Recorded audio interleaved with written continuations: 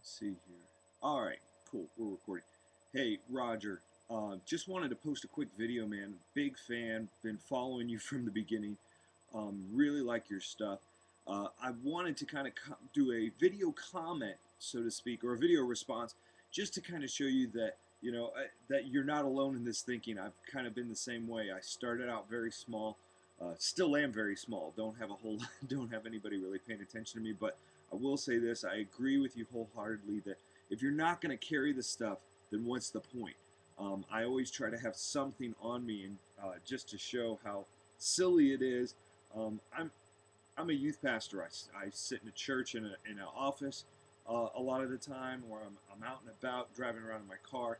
I do have something in my car that's kind of a small little survival kit, covers 10 Cs and all that stuff. But one of the things that I carry with me personally, I always have with me, um, e- even if I just go for a walk around my neighborhood, unless I'm in my home, it's pretty much with me, and that is probably my Guyot bottle.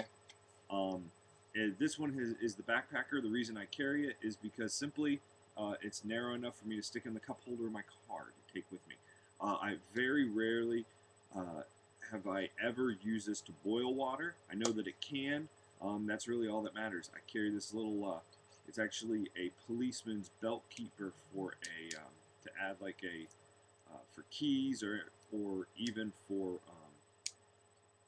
to add for like an extra belt loop on a policeman's belt, and I use this right here to keep it strapped to me. It's very secure, and with these paracord style handles, sorry, paracord kind of lanyard to keep the bottle together, it stays with me, moves with me well. I enjoy it, and it was like $2, and I didn't have to buy a sleeve or anything like that.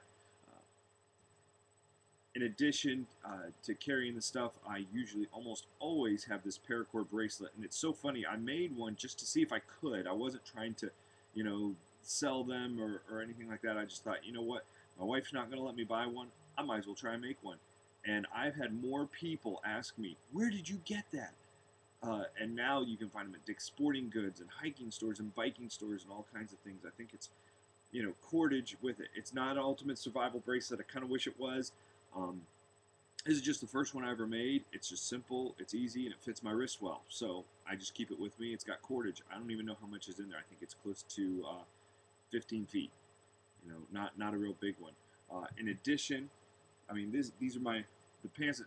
I am wearing pants. Don't worry. But these are the pants from last night. I just woke up a few hours ago, watching my son today. Uh, I keep a little flashlight for candling because why not? It's small, it's lightweight. Um, I can use the battery to start fires. I can use the reflective end to signal or even start fires as well.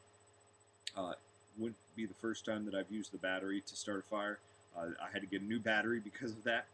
Um, Speaking of fire, right here in the little fifth pocket, I carry something that, you know what, if you guys yell at me for it, I really don't care because it works for me.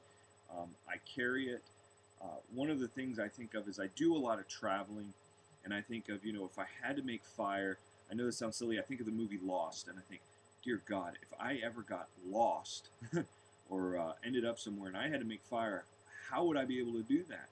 I know a lot of guys carry ferro rods, but if you're traveling in an area and you don't know what the tinders are, you don't know. I mean, you can kind of get an idea. At night, I can find my tinders. In addition, if I've thought about carrying a ferro rod, because of sometimes I fly to go places, carrying a ferro rod is not exactly the best thing to bring through airport security. Yeah, I can have it in my checked luggage, but having it on my person gets kind of weirded out. This is my fire kit, and I can tell you right now, it's extremely simple.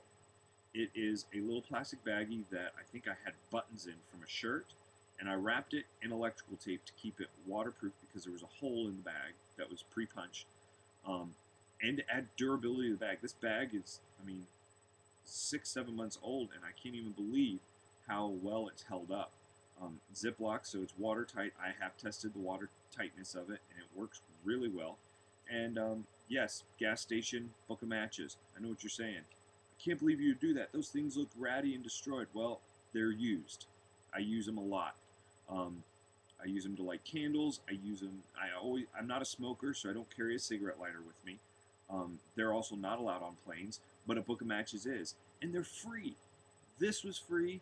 I had some electrical tape at the house, 2-3 cents worth of electrical tape that I wrapped around this. Free. This is probably my 6th or 7th book of matches um, that I've used to do fires. Like I said, whether it's candles, lighting a grill, um, because the folks I hang out with, none of them are smokers. They always have to go and find one of those click lighters or anything like that. And this weighs almost nothing. I tried carrying a ferro rod in a small uh, survival tin, like a little Altoids tin, and it just didn't work out. I actually have one in an Altoid Smalls, those Soul Survival Striker ones. But again, that stuff is in my bag that I carry every day. It's not on me. This is stuff that I will carry on me to affect my survival and keep me safe. In addition, I always carry a simple handkerchief. Um, Being a youth pastor, I deal with some inner city kids that sometimes are in gangs, so I don't carry the bandana style ones just because it can mess with them. I have tons of these. I get a box of them almost every Christmas. I can make char cloth. I can use it to filter water. I've actually done it where I was at a rest stop and the water fountain looked kind of sketchy, and I used this over it and filtered my water with this and this. I didn't boil the water, but it was a water fountain. I mean, for the most part, it seemed safe. It just had this rusty taste, and I tried something new. It worked. In addition to that, I carry probably my ultimate survival knife. It's not the knife I prefer to carry, um, but carrying a fixed blade in the state of Maryland is a little rough. That's where I live, out in Washington County. Um, I carry this Swiss Army Hiker. Very simple. It has everything I need. I can't tell you how many times I've used this Phillips head screwdriver. It's the best Phillips head. I actually have a video about it on my channel. I get an awl for sewing with an actual eye reamer. I've used this to drill pilot holes so that I could screw screws in for cabinets that I was doing. I put a nice little hollowed out 550 lanyard. Stays on me. The way it stays on my belt, I actually thread it through, and then it sits in my pocket.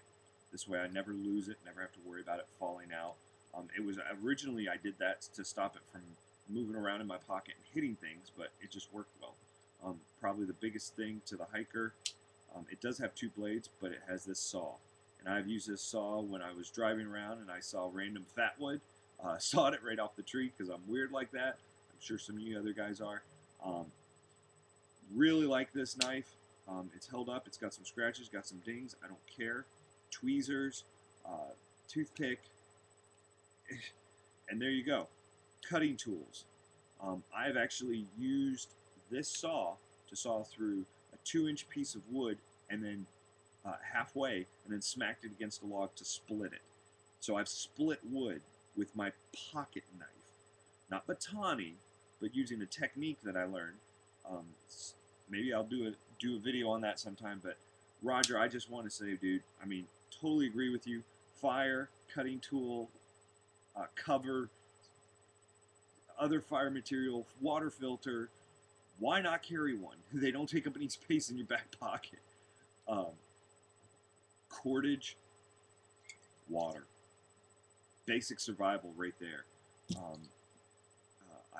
I'm working on probably doing another one of these bracelets to where it's a quick release, to where I could even pull the cordage and use it as I wanted to, so and try and build a shelter. I have not gone out and spent the night with only these things, but I am planning a trip to do that. My wife's not big on survival, so therefore I don't get opportunities to do things. Once again, Roger, man, thank you. You're doing awesome. Keep the videos rolling. Missed you for a long time there. Keep it up. Appreciate you.